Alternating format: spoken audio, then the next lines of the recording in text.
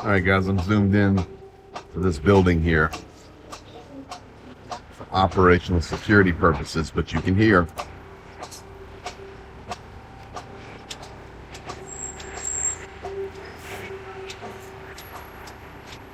air alarms going off. Been a unique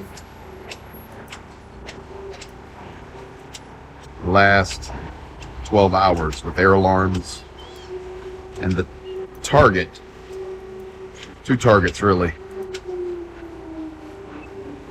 This morning I'm going to explain to you what the two targets were and where they were and what happened. Thank you for being here this morning.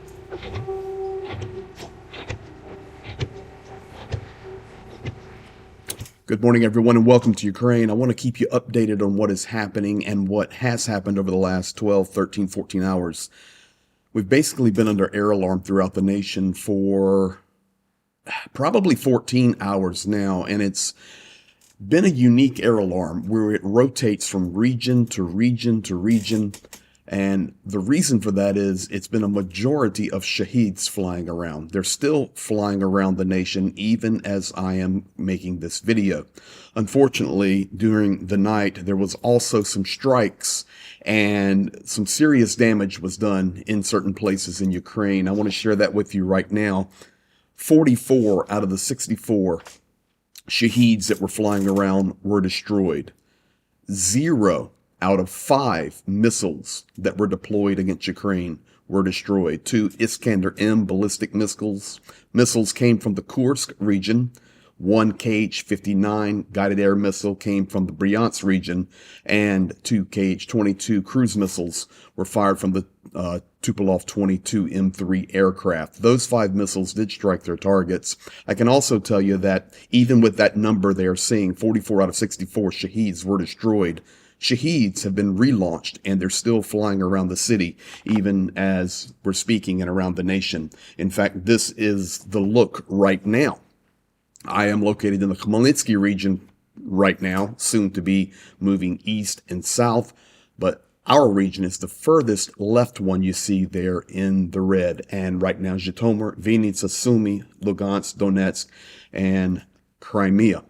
It changes nonstop as these shaheeds continue just to putter around. They're called the mopeds. They're just flying around. Air alarms go on and off. I can tell you that due to the strikes last night, for the first time in 3 or 4 days, we are back on power rationing. And in fact, my schedule for the region in which I live, I just received a notification that we will be losing power at 4 p.m. this afternoon. And there is a 1-cycle outage for units. We haven't had that in 3 or 4 days, and now we are back to power provisioning throughout the nation. Last night and this morning, 2 main places were targeted. The first one I want to talk about actually is Konotop. Konotop may be a town that you're not too familiar with. I'm drawing you the map here. This is up in the northeastern region of Ukraine. You can see in the orange circle there, that is the city of Sumy. And if you've been with me for a long time watching videos, I've shown you video from Sumy. We work in Sumy nonstop. In fact, I will be back in that region in just a few days.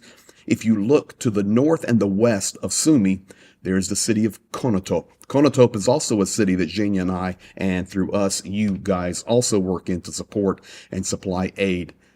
The blue line there representing the border of Ukraine. You can see the shaded blue where Ukraine has done their attack and their incursion into the Russian territory. And of course, we know, I need to put a video out on that, Russia mounting a massive counteroffensive back against Ukraine. But I'm waiting on a little bit more data on that so I can make sure I'm sharing with you guys 100% accuracy and not hearsay.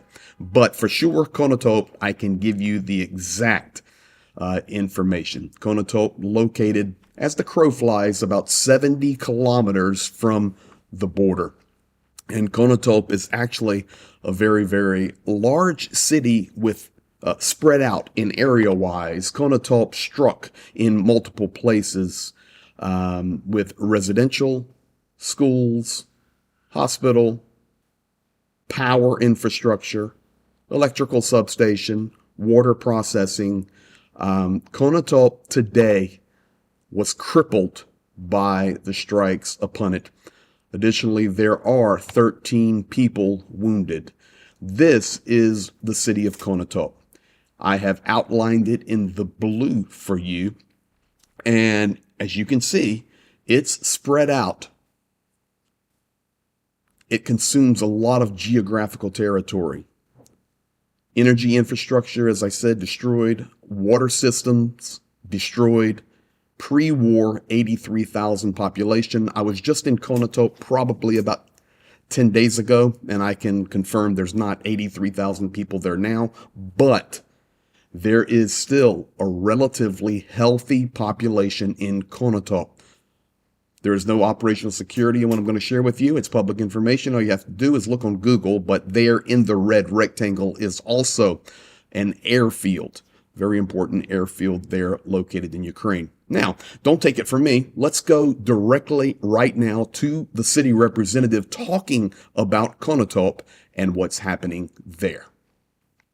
There's currently no electricity in the city. Work is ongoing. Well, all we can do, we have today, there will be a session of the city council. I don't know where we'll find this money from. We urgently need to allocate funds to inspect the technical conditions of the buildings, this building and the next one. There was a fire over there because we don't know if it's possible to replace windows there right now and let people in overall. Also, a separate congratulations to the deputies of the Verkhovna Rada for the absurd law that was passed, which will take away taxes from local budgets. I can't help people. I don't have a penny.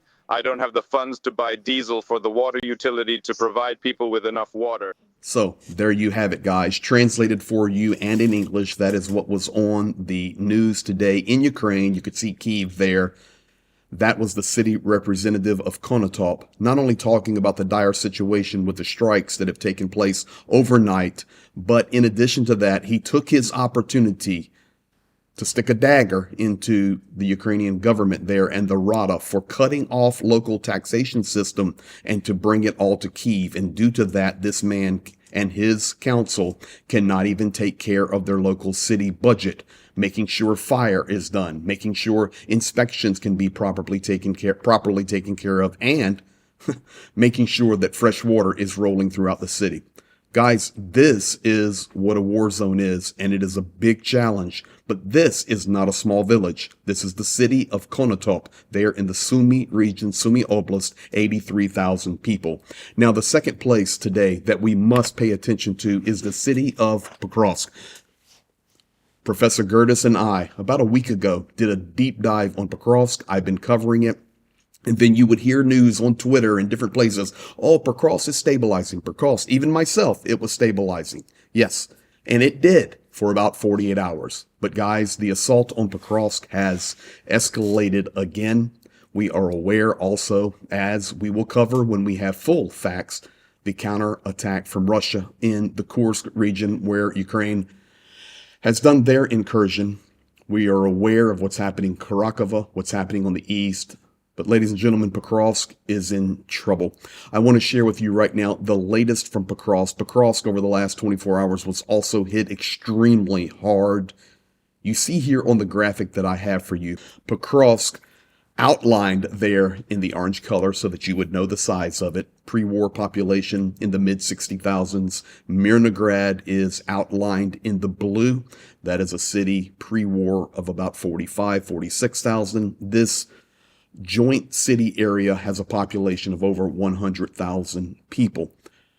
If you look at the bottom right of this image, you see the red line, which is accurate up to the minute of my recording this video, where Russia is about 4 kilometers as the crow flies from being able to access the southern side of Mirnograd. And when I say the southern side, I'm talking about into the urban area.